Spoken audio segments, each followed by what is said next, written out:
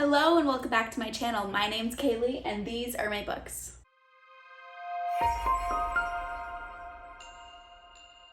Today's video is a giant one, so I'm really gonna try to make this intro super fast so we can get to the books because I have 60 plus books to recommend to you. I have a lot. I could not contain my excitement for this readathon because that is what this recommendation video is for. It is for a readathon. My friend Hannah, her channel's name is Hannah Blackwell, which will be linked down in the description box below, made a readathon for November called Once Upon a Readathon, and this is a readathon that is all fairy tale themed. Now, I'm not going to be going over this readathon because Hannah already has a video that does that, so instead I'm just going to link Hannah's video down below, check out her video, and then join Team Princesses because that's the team that I am a co-host for. In this video, I will be going over every single prompt for the readathon and recommending books to fit every single prompt. And while this readathon is fantasy based because it's a fairy tale readathon, you do not need to be a fantasy reader to participate, and that's why for this video I have so many books because I was trying to include all the genres possible. So for every single step I have fantasy books along with science fiction books, thriller books, horror books, and romance books because those are all of my favorite genres. So to give a super brief overview about how these prompts work, basically there's 5 different steps to the readathon and you have to complete each of the 5 steps to finish the readathon and therefore get your team all your points. Each step you only need to read 1 book for, so therefore you have to read a minimum of 5 books to complete the readathon. However, novellas and graphic novels work as well. Each step has 3 prompts along with a hard mode, but you only need to finish 1 prompt to complete the step.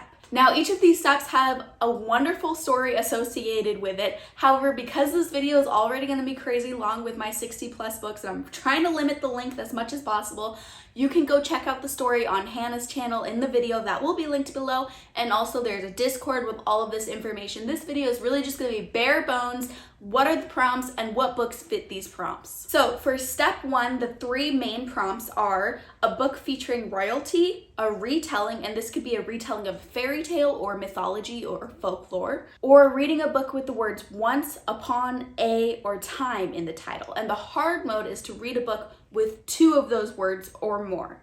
So I'm going to start off by recommending fantasy books that fit the prompts and then move into thriller, horror, science fiction, romance books, etc. But because this is a fantasy-based readathon, I wanted to focus on fantasy first, but there will be many books mentioned after the fantasy ones. Every book that I recommend in this video is a book that I have read and either gave 4 or 5 stars to. So first up for fantasy books that fit step 1 prompts is Gods of Jade and Shadow. This would count as a retelling because it has some mythology in it, and also I think it would count as a book that features royalty. I'm just a little bit less sure about that one because it's been a while since I've read it and I can't remember if the people in here are like demon princes or just regular demons. Not sure, so that's a book you might be getting a double point. But this is a fantasy book that features Mayan gods and Mexican folklore, and it's by Silvia Moreno Garcia, who is one of my favorite authors. I really enjoyed this story, and it is a fantasy standalone, which is pretty rare. A fantasy standalone that is only about 330 pages too, so for anyone that is intimidated by fantasy, this might be a good one to pick up. The basic premise for this book is a woman finds a box in her grandma's house and accidentally releases the Mayan god of death, and she has to go on a journey with him and is basically swept away from her ordinary life. It's a lot of fun, I enjoyed it, and I loved the imagery that's throughout this book. Next up is A Court of Thorns and Roses. This would actually fit for all 3 of the main prompts in this first step because it has the word A in it. It is a retelling because it's a Beauty and the Beast retelling, and it features royalty.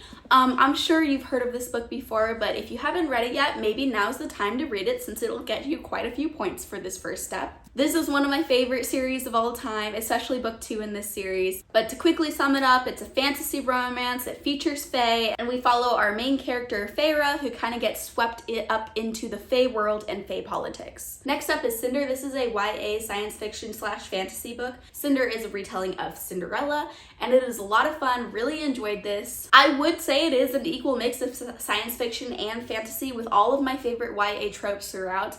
I don't read a ton of YA these days, but I recently reread this whole series and enjoyed it just as much a second time. Next up is another YA fantasy, and it is 6 Crimson Cranes. This is a retelling of a fairy tale, and it features royalty. So it would fit both of those prompts for step 1. And first of all, can we just appreciate how pretty this book is? This is not the standard edition, so if you go out and buy it, it's not gonna look like this, but I just wanted to show it off. This is another YA fantasy book that I read recently and really enjoyed, so this is perfect for YA readers or adult readers because I'm typically an adult reader but still loved this one. And just to save time, I'll just read your little premise here on the back. A princess in exile, a shape-shifting dragon, 6 enchanted cranes, and an unspeakable curse. It will take more than magic to find their way home. Next up, I have The Bear and the Nightingale. This is an adult fantasy book, which would fit the retelling prompt because it has a lot of Russian folklore in it, Russian mythology, and it features royalty. This is a very atmospheric, whimsical, fantasy, fairy tale-esque novel, which typically I don't love whimsical books, but this story just really, I connected with the characters. I loved the magic that was in here. I loved all the creatures in here, and Catherine Arden is like the queen of fantasy atmosphere. Next up, I recommend Circe by Madeline Miller. This is a retelling because it is a retelling of Greek mythology, and it would count for featuring royalty as well because it does feature some kings and queens in this story. I absolutely adored this story. I read it in one sitting back when it came out. I still need to get myself a copy of it because it's one of my favorite books, and I just felt so attached to our main character, Circe. Next up, by the same author, I would recommend The Song of Achilles for this step. Again, this is a Greek mythology retelling and it features royalty. This follows the story of Achilles and Patroclus, and it is heartbreaking, okay? This book made me cry so hard. I have never cried harder at a book than this. By the end, like 20 pages, I was full on ugly sobbing. So go in with caution, but it's beautiful story. It's amazing. I really want to reread this book, but I just need to get myself in the right headspace before I go into it because it will destroy you. That's it for the fantasy books for this step 1, so I'm going to move into some thriller and horror book recommendations for step 1. First up, I have My Heart is a Chainsaw by Stephen Graham Jones. This fits the prompt because it has the word A in the title, and I love Stephen Graham Jones. His writing is very close to the characters' minds. It almost stems into stream of consciousness type of writing, and this is a story about a girl who believes she is in a slasher, and so she is seeing all these signs around her that she is in a slasher movie, and she is obsessed with horror, obsessed with slashers. And it's basically one of those stories where you're thinking, is this really a slasher movie going on, or is this girl just a little off? I loved this book. I read it this month recently, so this is fresh in my mind, and I think Stephen Graham Jones is one of the best horror writers out there, so if you haven't picked up one of his books, this is a great one to pick up. Next up is Clown in a Cornfield. Of course, it has the word A in the title, so it would count for the step 1. This is a YA horror book, and it is just a basic slasher book, but I say that with all the love in my heart because I absolutely adored this. Clown in a Cornfield, you know what you're getting into. This is about clowns in a cornfield ruining a lot of people's days. And don't let the fact that this is a YA novel fool you. This has tons of gore throughout, so just know that going in. For me, that was a positive and made me want to pick it up even more, but just for you, the viewer, if you're not a fan of gore, this is a lot. This book is a lot.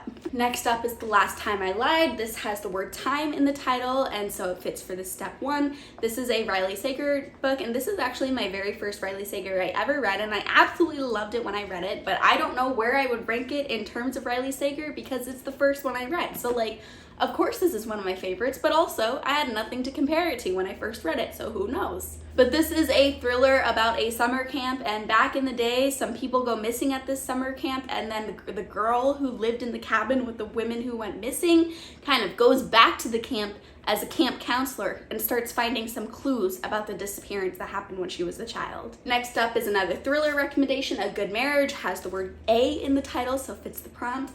And this is a legal domestic thriller. So this is very domestic. I mean, the word marriage is in the title, but we're also in a courtroom for a lot of this, and I just found this book so compelling. Throughout the story, we do have some mixed media for the courtroom documents. It doesn't happen all the time. This is mostly a traditional novel, but we do have some mixed media, which is always fun. And the courtroom scenes just felt like I was watching a cool TV show. It felt like I was watching Law and Order in a book. I loved it. Basically, in this book, our main character works as a lawyer. Her old friend calls her up and says, hey, I need a lawyer because everyone thinks I killed my wife, but I didn't do it. And so she becomes his lawyer, but along the way, she's like, wait, did you actually kill your wife? Because things are looking suspicious. And the last book in this thriller and horror section of step 1 is Not a Happy Family. Of course, it has the word A in the title. This is another domestic thriller, kind of Knives Out themed, because we have a will reading, we have some people dying and some inheritance issues, and a bunch of siblings all trying to fight to get the giant inheritance that their parents left behind, but it is possible that one of them killed their parents. Now moving into some romance recommendations. First up, I have Hooked. This is a Peter Pan fairy tale retelling in a dark romance. However, this is not a fantasy romance. This is a romance that looks closer to a mafia romance, but this is dark. This story is quite dark, so go in and check trigger warnings. But Hooked very loosely follows the Peter Pan story, so I think it does count as a retelling, but it is quite loose. Next up, I have Twisted Games. Twisted Games is a princess bodyguard romance, and therefore it does feature royalty. This is book 2 in the Twisted series, so I would recommend reading Twisted Love first, but lots of people say you don't need to. I personally think you should to get the necessary context for Twisted Games, but you know, a lot of people say you don't. So go in with a grain of salt if you're picking up Twisted Games as the first book in the Twisted series. But Twisted Games is one of my favorite romances ever, and because it does feature a princess, I had to recommend it for this step that has a book featuring royalty. Next up is a classic Red, White, and Royal Blue. Had to recommend this. It obviously features royalty. This is a romance between the son of the US president and the prince of the United Kingdom. This is one of my first romance books that I ever read back when it came out, and I love this book so much. This is one of my favorite books of all time. So cute, so wholesome. I love it. And it does kind of start out as rivals to lovers. And the last book I have to recommend for this first step is Neon Gods. This is a romance that is a Greek mythology infused romance, so it would count for retelling. But again, this is not a fantasy romance. You might think it's fantasy because it has some Greek mythology tie-ins, but it is mostly like a dark, I don't even know how to describe this romance, like mafia-esque, I don't know, just dark political romance. If you've read the book, you know why I'm struggling to kind of categorize it within the romance genre.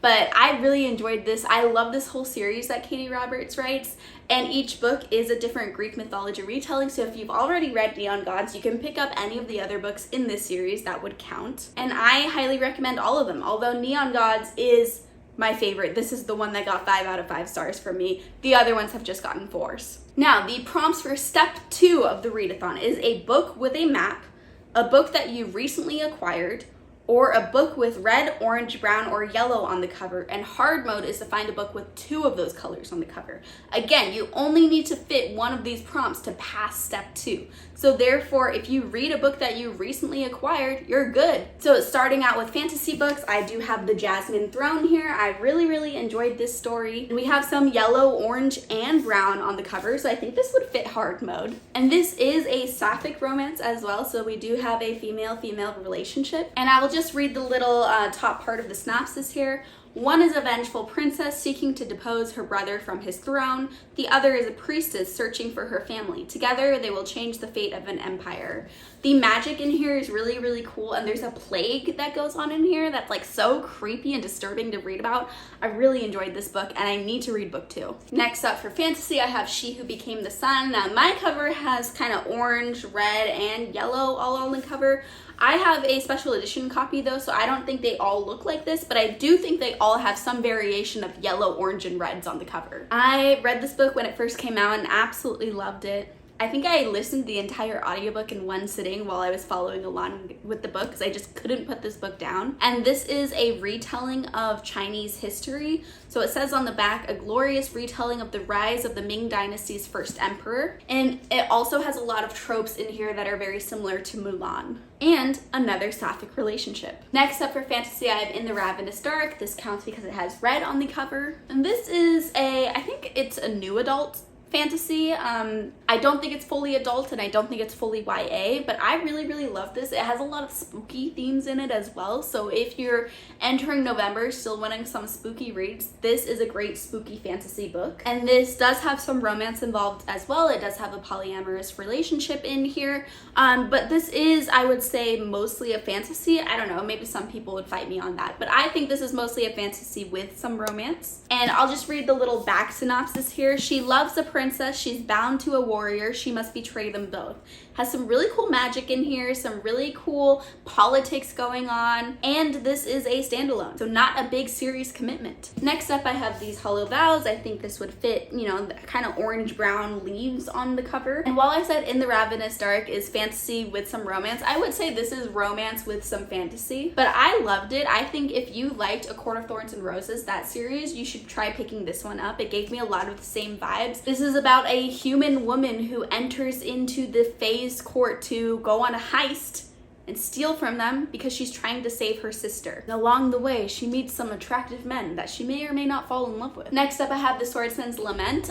This would count because it has red on the cover, and this is actually a self-published fantasy that I really enjoyed. I think it's so cozy, and this is a fantasy that features a murder mystery plot as well, and it's quite short for a fantasy. I don't remember the exact page count, but it's definitely around 300 or somewhere like that, maybe even less. But if you just want a cozy fantasy read with characters that feel familiar, but not in a repetitive way, just in a cozy way, I highly recommend this book. Next up, I had to fit in Crescent City, The House of Earth and Blood, into this recommendation video. I mean, this has a lot of red on the cover. It also has some yellow, so this would count for hard mode. I'm not going to talk too long about this because, you know, everyone I think has heard of this series by Sarah J. Maas. She's for some people, she isn't for other people, but I really enjoyed this series. It does still feature romance. I think this book, especially this first book in the series, is much more fantasy than romance, but I ended up loving the fantasy world that is built in this story. I loved the character in this story, and also it features a murder mystery plot. Next up, I have The Poppy War. This cover is orange, so it counts for that prompt. This is one of my favorite fantasy books of all time. I absolutely loved it. You're gonna see this book pop up in some other steps along the way because really I just want you all to read this book. But this is a brutal fantasy book that follows our main character Rin as she is just trying to make her way in the world, going from peasant to student to soldier to goddess. That's just me reading off the back right there. I didn't come up with those words. But this has a really cool school setting for the first half and then a really cool military setting for the second half. I absolutely loved it. The politics, the world building, the character work, the characters' journeys that they go on, and just the overall magic in this book. Fantastic. All right, moving out of fantasy recommendations for step 2 and into horror and thriller recommendations, I have Dark Matter and Recursion, both by Blake Crouch. One is orange, one is yellow. They both fit the color prompt. These are science fiction thrillers, but they are very friendly to people who don't like science fiction, so I would still recommend them even if you're just normally a thriller reader. These are some of my favorite thrillers of all time, some of my favorite science fiction of all time. They're definitely the kind of books that make you be like, what? But in the best way possible. Like, the scenarios that Blake Crouch is able to think up in these books are really just like mind-twisting, mind-bending. They make you be like, oh my god, what would I do in this situation? I don't know. I'd probably curl up in a little ball. Next recommendation I have is The Chestnut Man. This fits the color prompt, and this is a police procedural novel following a serial killer, but it is a Nordic noir novel or a Scandinavian crime fiction. I'm not really sure the distinction between those two, but it's definitely one of them, if not both of them. This also has a TV show that recently came out, and I watched the TV show and absolutely loved it. And yeah, the serial killer that's in here is super creepy, and the reveals along the way are so fun. And while I'm not normally a fan of police point of views, I think because this does not feature American police, I found it much more enjoyable to read about. Next up, The Sundown Motel. We have some yellow and some red in the cover. This is a kind of like a ghost story about a motel. And this is I would say it's a genre blend between horror and thriller. And we followed 2 different timelines, one timeline in the 80s, one timeline in the present day. And the creepy motel vibes, the haunted motel vibes in this book are chef's kiss immaculate. The last book in the thriller and horror section of step 2 is Reckless Girls. This has yellow on the cover, so it fit the color prompt. And this is a thriller set on a boat, rich people boat vibes, private island vibes, possibly an island that had cannibalism happen on it vibes. It's really, really good. It's made me obsessed with boats for a while. Loved this book. Now, moving into romance recommendations, I have The Kiss Quotient. It has some yellow on the title, along with The Bride Test, which is number 2 in this series that has a lot more yellow on the cover. You don't have to read them in order, but you might as well, you know, why not? They're both so good, so if you're gonna read both, you might as well read them in the correct order. This book follows Stella, a super smart, business-oriented woman that has Asperger's, that struggles in her life to form relationships, especially romantic relationships. So she hires an escort to explore physical love with, and along the way, they fall in love. Bride Test, which is book 2 in this series, follows a man with autism who his mom orders him a mail order bride from a different country, and she moves in with this man who is like, I didn't want you here, what are you doing? Like, my mom is so embarrassing. And it's just about them trying to coexist. Then I have Bringing Down the Duke. This is a historical romance option. Has some yellow on the cover and some orange on the cover. This is probably my favorite historical romance that I've ever read. I haven't read a ton. I don't tend to love historical romances, but I did love this one when I read it. So I'll just read the little premise right at the top. A daring Oxford rebel takes on a powerful duke in a love story that threatens to upend the British social order. And then for dark romance recommendations, I do have the Mind F series by S.T. Abbey. I have this whole series on here. You only really need to read the first one for it to count for the prompt. So this is a novella option, but after you read the first one, you're going to want to read all 5 at once. And they do have red featured on the cover, so it fits for the prompt. And this is about a female serial killer falling in love with a male FBI agent who is actually investigating the serial killing crimes that she is committing, unbeknownst to him. Can't believe we're only through 2 steps and I'm sweating. I'm gonna start trying to get through these faster because this video cannot be an hour long. I'm gonna try to cut this video down as much as possible. So starting with step 3, the books I'm talking about will be much shorter. If you want more information about any of these books, just leave me a comment down below and I can tell you more about the synopsis, more about the vibes involved if you need that. So step 3, the prompts to complete step 3 of this readathon is read a book with romance, a book featuring a family, or a new to you author. And a hard mode for that is also if that new to you author is a debut book from that author. This step is really easy. I mean, you can move on to step 4 as long as you read a book by an author you've never read from before. If that author is new to you, you're good. So any author that you've never read from before, you can read. So for this prompt, I focus mainly on recommending some debut novels, and if these debuts happen to be an author you haven't read from before, then they would count for this step. She Who Became the Sun is a debut novel, and also it has romance in it with the sapphic relationship, and there is some family involved as well, so I think you could actually get credit for all of the prompts with this book. The Unbroken by C.L. Clarke is also a debut novel, so if this author is new to you, which they probably are since this is their only book, I believe, this would count for all of the prompts because it also is a book with romance and some family. Might not be blood related family, but I feel like the found family works as well. This book is a fantasy book that also features a sapphic relationship, and it is a military fantasy about a strict empire and some people trying to rebel from within. The Bear and the Nightingale would work as well because this is a debut novel that also features romance and family. And The Space Between Worlds is a science fiction novel that is a debut and also features a sapphic relationship and family. So it would fit for all of the prompts. This book features alternate realities and a woman who is able to cross into these alternate realities. It's really, really cool. And another science fiction novel that will make your brain just break in a good way. Now, obviously, one of the prompts for this step is a book with romance, so any romance book would allow you to pass this step, but a romance book that also is a debut is The Love Hypothesis. This is a romance between a graduate student getting her PhD in science. I don't remember what kind of science. It's just a general science PhD. She is a doctorate in science.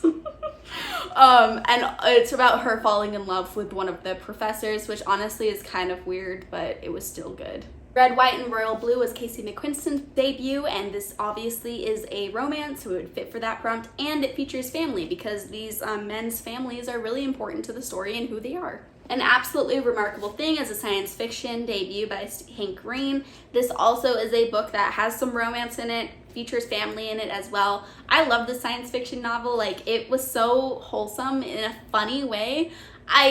This book is very, very quirky, very, very weird, but it has aliens in it, and it was amazing. I loved it. And the last book I have to recommend for this step is Arsenic and Adobo. This is a cozy mystery that is this author's debut novel, and it features family very heavily with a little sprinkling of romance throughout, so I think this book could also work for all of the prompts. Moving on to step 4, the prompts are read a book with magic, a book with a historical setting, a book over 300 pages, or hard mode is a book over 450 pages. So any book over 300 pages means you pass this step. You're good. You're good on step 4. Most books end up being over 300 pages, so most books count for this step.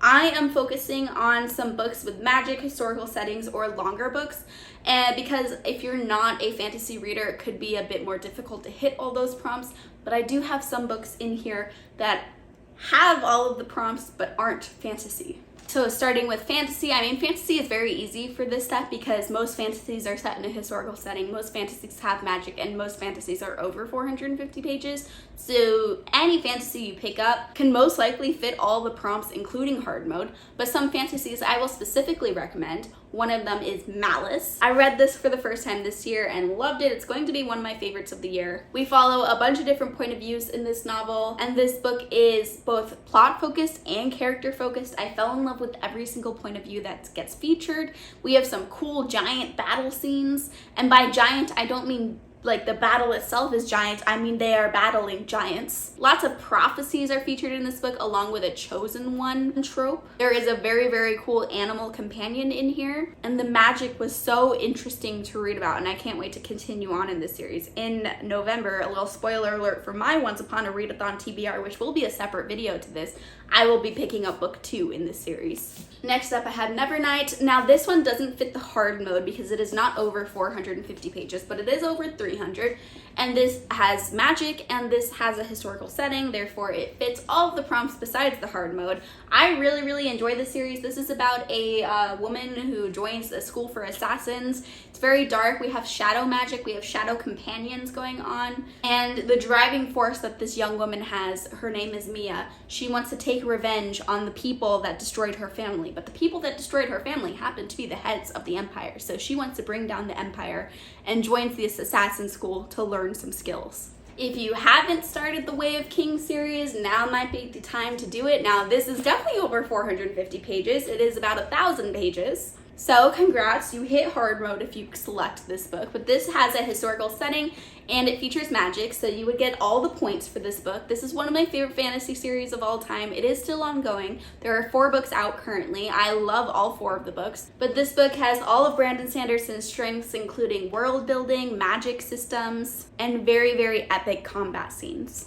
And then 2 other fantasy books that I read last month actually, Red Sister and The City of Brass. These were both featured in the same vlog, hence why I'm bringing them up together, but they would both fit for all of the prompts that are listed. Red Sister is about assassin nuns, and The City of Brass has some super cool magic that we get to learn with the characters along the way. Moving into books that are not fantasy, some thrillers that would fit all of the prompts, and you could get all of the points for these prompts, are Stuart Turton's books, so The Devil in the Dark Water and The 7.5 Deaths of Evelyn Hugo. These are both mysteries with some thrilling moments, but I would classify them, I think, mostly as mysteries, but they just have some very cool magic elements to them. Now, these are not fantasy books, so if you're not a fantasy reader, I do think you could still enjoy these books. They are not fantasy at all. So The Devil in the Dark Water is about a boat that might have a demon on board, and The 7.5 Deaths of Evelyn Hugo is about a woman who gets murdered, and it's about a man who is trying to investigate the woman's murder,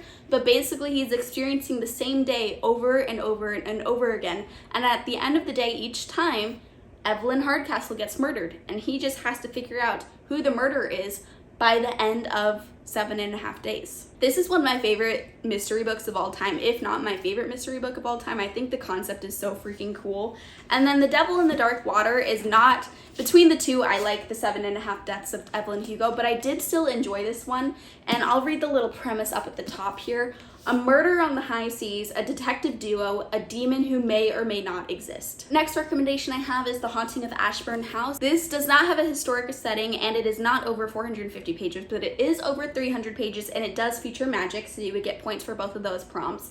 I really enjoyed this Darcy Coates. Darcy Coates is one of my favorite authors of all time, and this is Darcy Coates at her finest, you know, just a cozy haunted house story. And then I also have Mexican Gothic to recommend. This is a book that does feature magic, and it does have a historical setting, and it is over 300 pages, so you would get points for all 3 of those prompts, but it is not over 450 pages, so you wouldn't get the hard mode prompts. This is a really, really great horror novel. It's Gothic, hence the title Mexican Gothic, and it's set in Mexico in the 1950s. And again, it's by Silvia Moreno Garcia, one of my favorite authors of all time. I already recommended her fantasy book. Silvia Moreno Garcia is one of the most versatile authors that I've ever encountered, because she has a great fantasy book and a great horror book. She also has some great historical fiction books, but I think this book is great. It's just a bit slow paced, so if you're looking for something faster, this is not the book for you, but this is a slow, atmospheric horror novel. And moving into romance books, you know, any historical romance book is going to fit.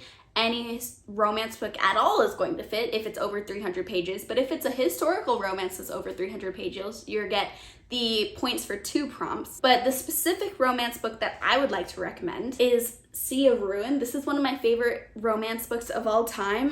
This will be my favorite romance book of the year, at least as of right now. This is very, very, very dark though, so check trigger warnings if you want to read this. But this is a pirate romance book, so it has the historical setting, and it is over 450 pages, so you would get the bonus points for hard mode. All right, can you believe it? We made it to the last step, step number 5 of the Readathon. The prompts associated with step number 5 are a book featuring conflict, a poll pick, and a book with an unlikable or morally gray character. Hard mode is if the main character is the villain. Now, a poll pick just means you put a bunch of books on a poll and you let other people vote on which book you choose. And then a book featuring conflict, I mean, I can't think of a book that doesn't feature conflict, so I think all books could count for a book that features conflict. So I will be focusing my recommendations for books that feature unlikable or morally gray characters. 2 fantasies that I've already mentioned a couple of times in this video that would fit is The Poppy War and Malice. Malice has a bunch of different point of views, but one of them,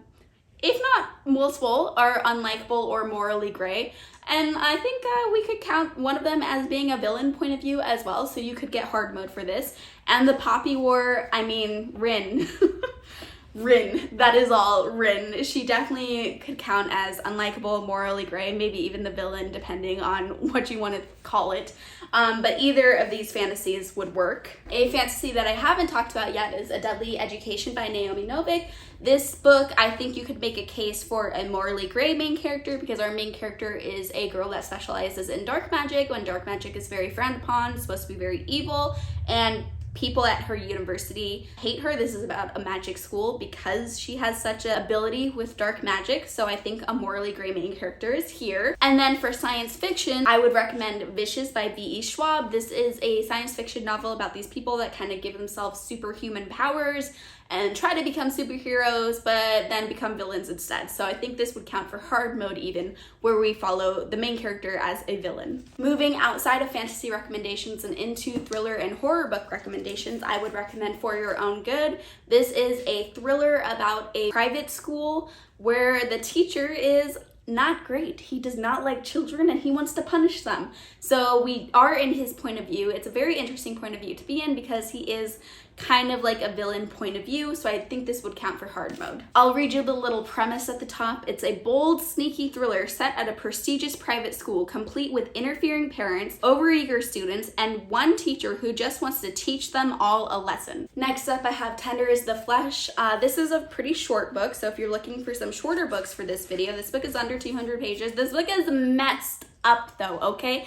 This book is one of the creepiest, freakiest books I've ever read.